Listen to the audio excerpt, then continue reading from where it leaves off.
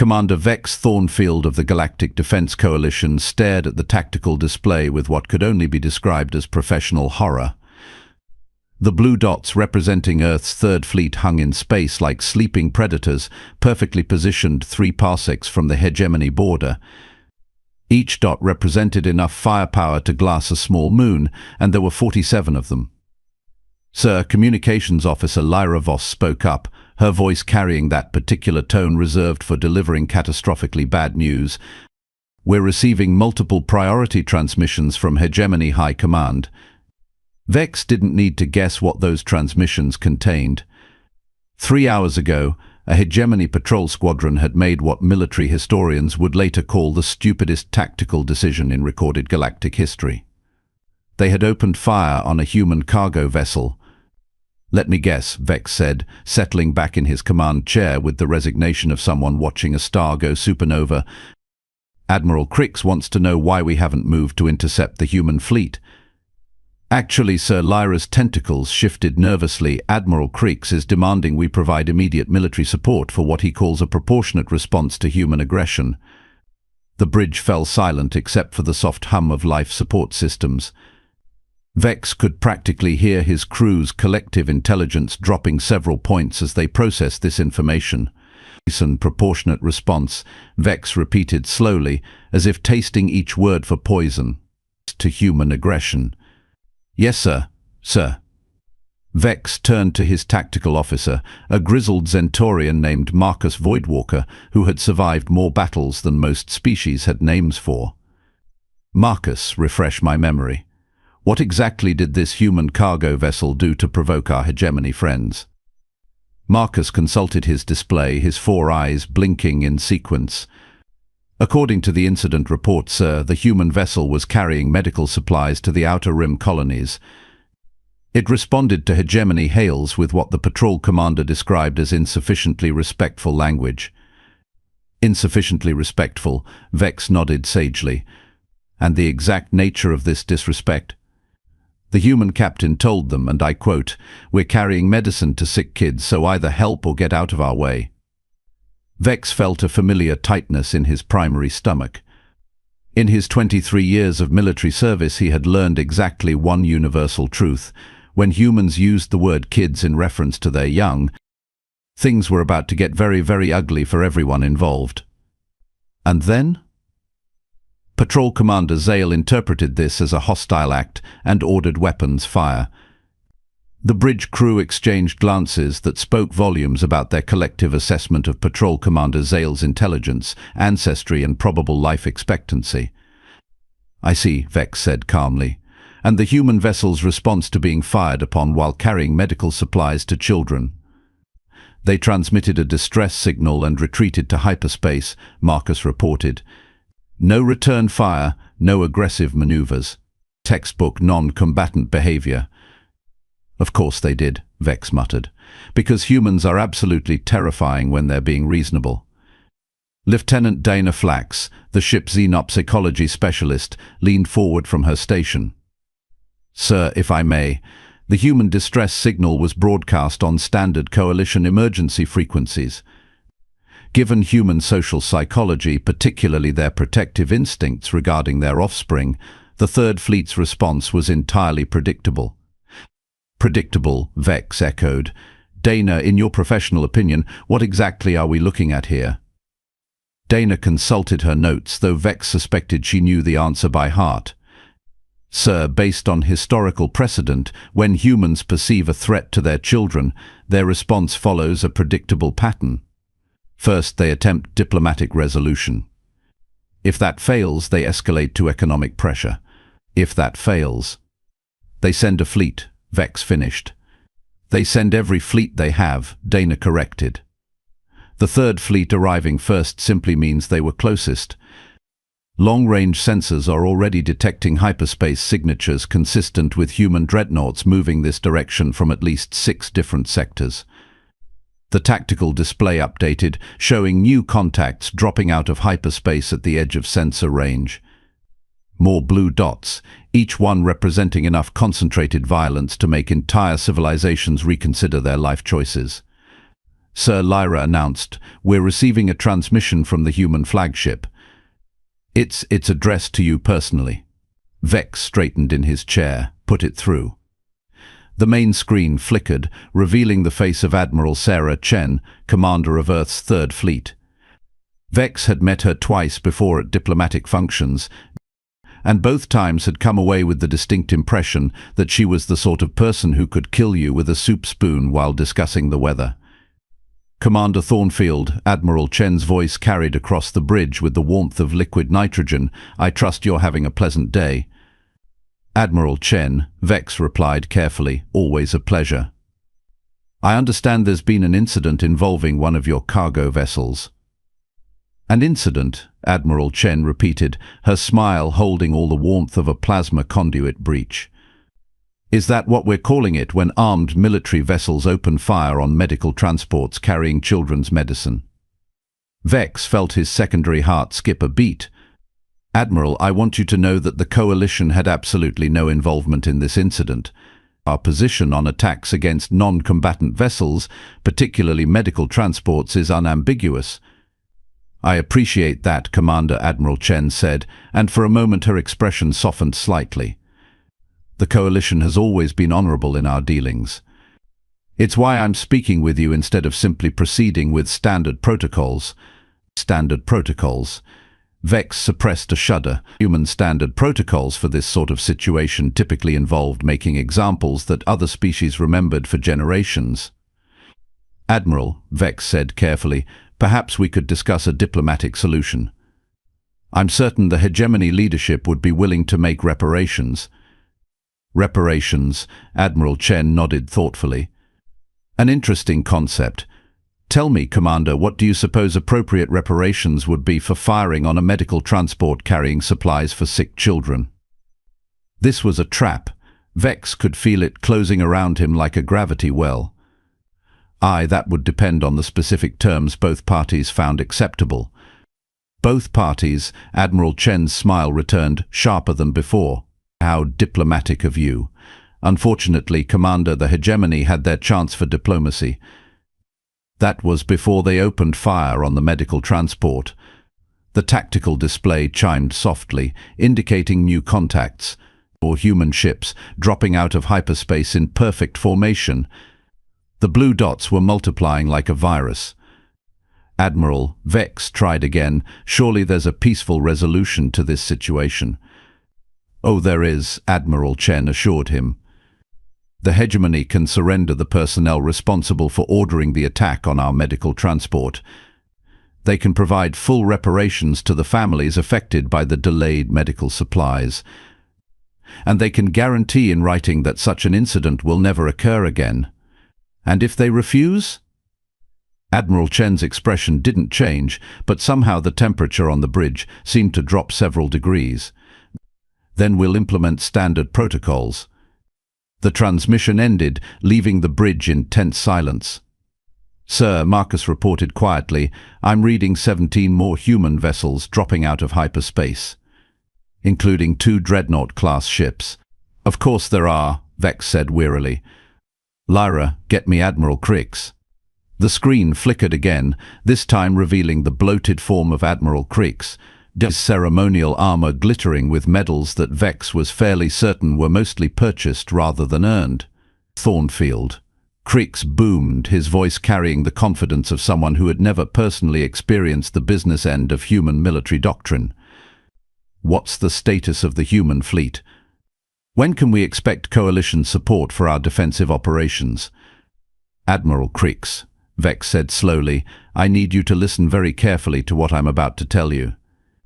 The humans are not here for a military engagement. They're here for justice." "Justice?" Crix laughed, the sound like grinding metal. "They're here because they're aggressive expansionists who can't tolerate other species asserting their legitimate territorial rights." Vex closed his eyes and counted to 10 in 3 different languages. "Admiral, they're here because you fired on a medical transport carrying supplies for children. A transport that refused to submit to proper inspection protocols.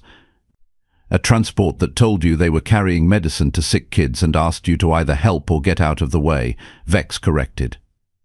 Which, according to every civilized code of military conduct in the galaxy, is exactly what they should have done. Crix's face darkened.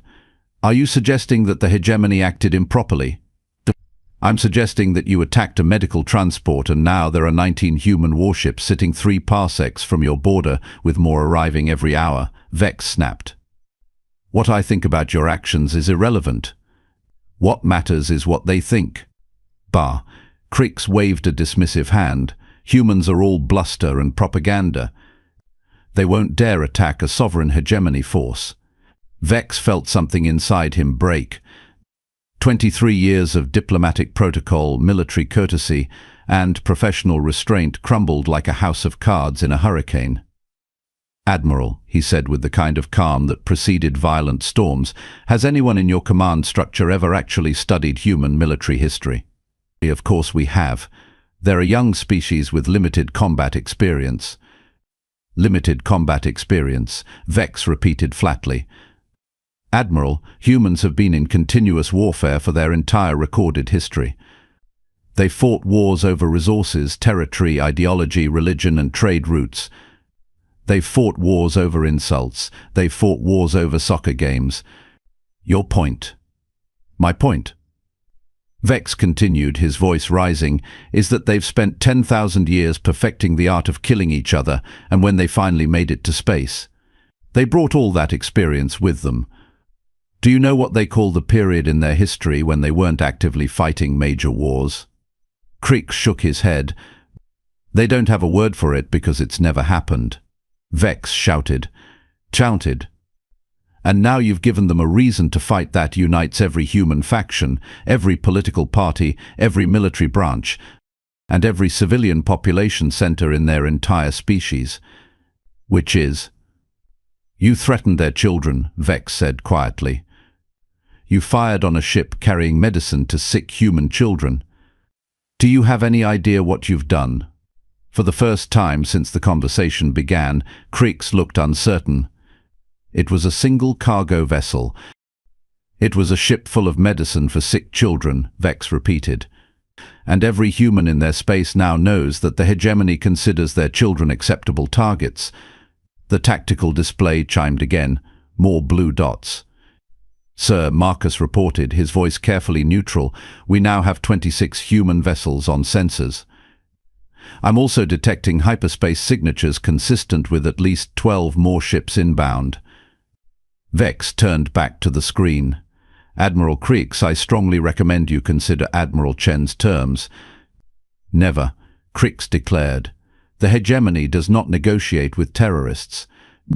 They're not terrorists, Vex said wearily. They're parents. Very angry parents with a lot of really big guns. The transmission ended with Crix's continued declarations of hegemony superiority and human cowardice. Sir, Dana spoke up hesitantly. What are our orders? Vex looked around his bridge at the faces of his crew. Good people, all of them.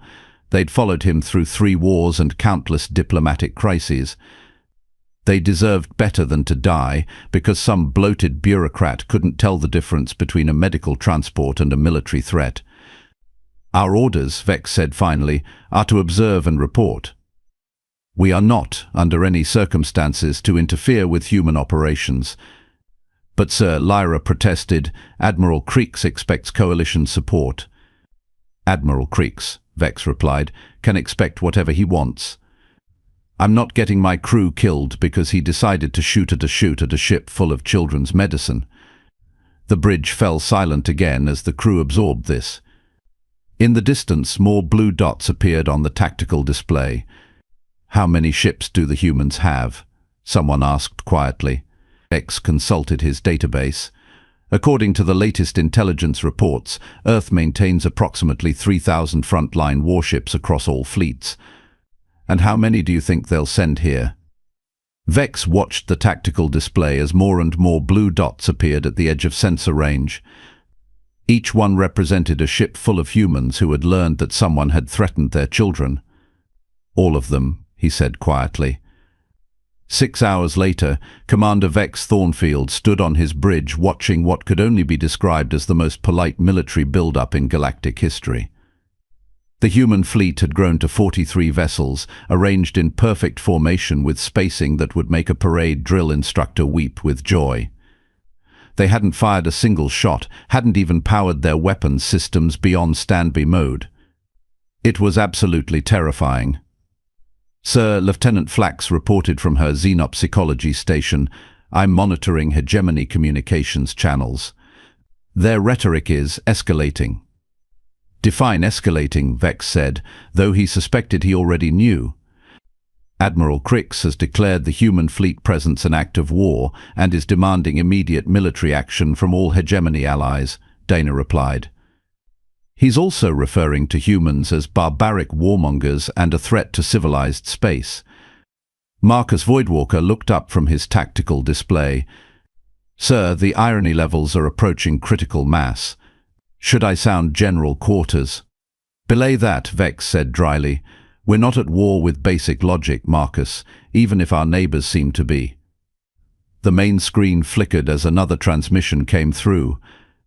This time it was Captain Rico Martinez from the human destroyer Relentless Mercy, a ship name that Vex found disturbingly appropriate for the current situation.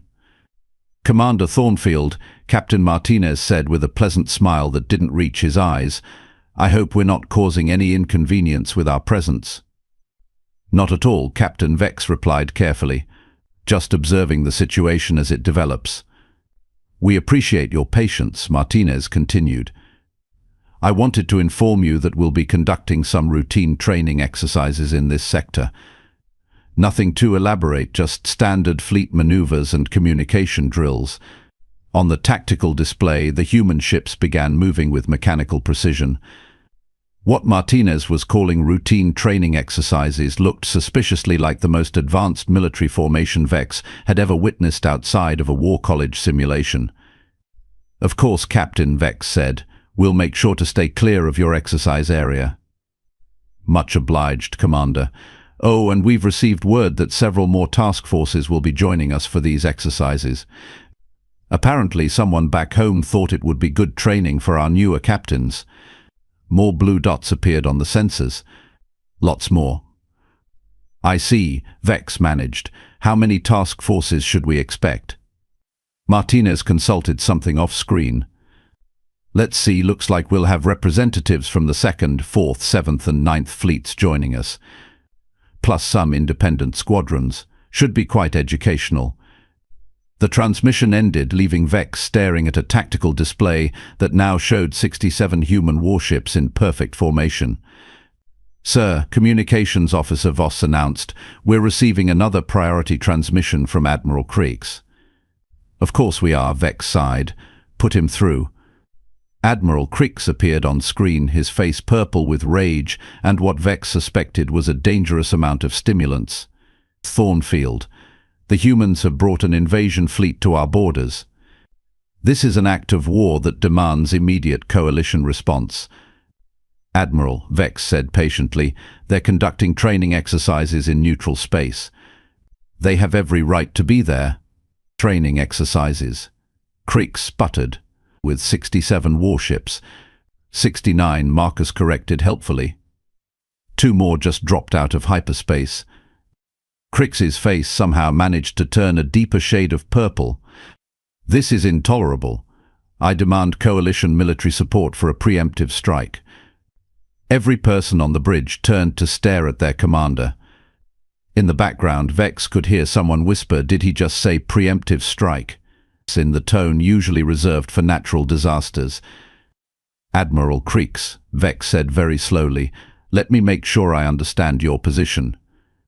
You want coalition support for a preemptive military attack on human forces who are currently conducting legal training exercises in neutral space." "Exactly. After you fired on one of their medical transports." "That's irrelevant." "While it was carrying medicine for children." "Stop saying that." Vex felt his diplomatic restraint finally snap like an overstressed bulkhead. "Admiral, are you completely insane?" The bridge fell silent. In 23 years of military service, Vex had never directly insulted a superior officer. It felt surprisingly liberating. "How dare you?" Crix roared. "How dare I?" Vex shot back. "Admiral, you attacked a medical transport, ignored every diplomatic overture, refused reasonable reparations, and now you want to start a shooting war with the most militarily experienced species in known space. The only question is whether you're clinically insane or just criminally stupid. I'll have you court-martialed for this." "Good luck with that," Vex replied, "assuming any of us survive what you're planning to do." The transmission cut off, leaving the bridge in stunned silence. "Sir," Lyra said hesitantly, "that was probably career suicide," Vex finished. "But I feel better about it than I have in years." Lieutenant Flax looked up from her console. "Sir, I'm reading massive hyperspace signatures, multiple fleets dropping out of FTL. The tactical display updated, showing what appeared to be half the human navy materializing in perfect formation.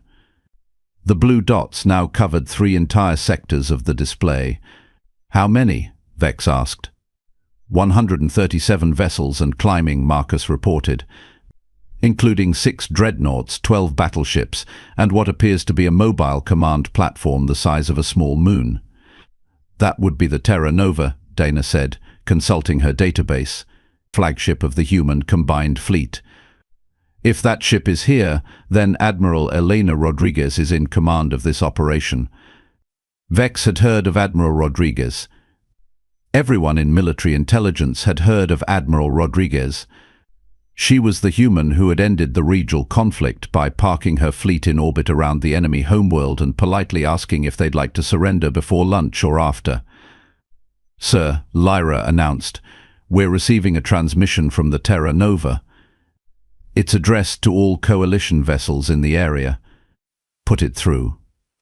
The screen filled with the image of Admiral Elena Rodriguez, a woman who somehow managed to look both grandmotherly and absolutely lethal at the same time.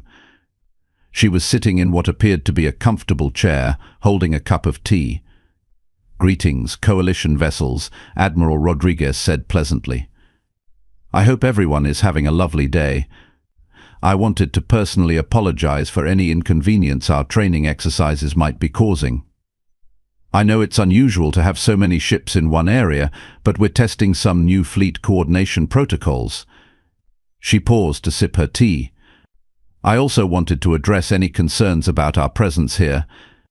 I want to assure everyone that we have no hostile intentions toward any coalition members or neutral parties.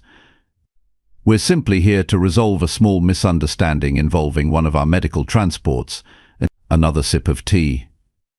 "Now, I've been trying to reach Admiral Crix of the Hegemony Navy to discuss this matter like civilized beings, but he seems to be unavailable. If any coalition personnel could relay a message to him, I would be most grateful." She set down her teacup and folded her hands in her lap. "The message is quite simple. We would like him to surrender the officers responsible for firing on our medical transport, provide reparations for the delayed medical supplies, and guarantee in writing that such incidents will not occur again. These terms are non-negotiable." Her pleasant smile never wavered. "If Admiral Crix would prefer to discuss alternative arrangements, he's welcome to do so. However, I should mention that my fleet includes medical officers, engineers, logistical specialists, and other personnel who are quite eager to examine hegemony facilities up close, for professional reasons. You understand." The temperature on the bridge seemed to drop another 10 degrees. "I'll be available for discussions for the next 6 hours. After that, I'm afraid we'll have to proceed with standard protocols. Thank you for your time and have a wonderful day." The transmission ended. "Sir," Marcus said into the silence, "did she just threaten to invade the entire hegemony while drinking tea?" "I believe she did," Vex replied, and somehow made it sound like a social invitation. The tactical display chimed as more ships appeared. The human fleet now numbered over 200 vessels. "Sir," Dana reported, "I'm detecting movement in the hegemony fleet. It looks like they're preparing for combat operations." Vex closed his eyes. Of course they are. 3 hours later, Admiral Krix made his final mistake. Faced with what he perceived as an intolerable threat to hegemony sovereignty, he ordered his battle fleet to advance on the human positions. 47 hegemony vessels, the pride of their military, moving in perfect attack formation toward 236 human warships. The result was not a battle. Battles implied some degree of uncertainty about the outcome. The human fleet didn't even power their main weapons. Instead, they used what Admiral Rodriguez later described as minimum necessary force to disable the attacking vessels. Point defense systems designed to intercept missiles and fighters proved remarkably effective at surgically removing weapons arrays, engines, and communication equipment from ships whose designers had never considered such precise applications of military technology. In exactly 17 minutes and 43 seconds, the entire hegemony battle fleet was rendered completely helpless without a single casualty on either side. "Sir," Marcus reported, his voice filled with something approaching awe, "the human fleet is requesting permission to conduct search and rescue operations on the disabled hegemony vessels." "Of course they are," Vex said weakly. Admiral Rodriguez appeared on screen again, still looking pleasant and grandmotherly. "Commander Thornfield," she said warmly, "I wanted to thank you for your restraint during this unfortunate incident. The Coalition's commitment to peaceful resolution is appreciated." "Admiral," Vex managed, "what happens now?" "Now we implement the terms I outlined earlier," Rodriguez replied. "The officers responsible for attacking our medical transport will be surrendered for trial. Reparations will be paid, and the hegemony will provide written guarantees that such incidents will not occur again." "And if they refuse?" Admiral Rodriguez's smile didn't change, but somehow became infinitely more terrifying. "Then we'll continue our training exercises. I understand the hegemony has several lovely worlds that would be perfect for practicing our new urban pacification techniques." The transmission ended. 2 hours later, Admiral Krix personally surrendered the officers responsible for the attack on the medical transport. The Hegemony Senate voted unanimously to accept all human demands and issued a formal apology that was broadcast across known space. The human fleet departed as efficiently as it had arrived, leaving behind only a small monitoring station and a very clear message: medical transports carrying supplies for children were not to be interfered with under any circumstances.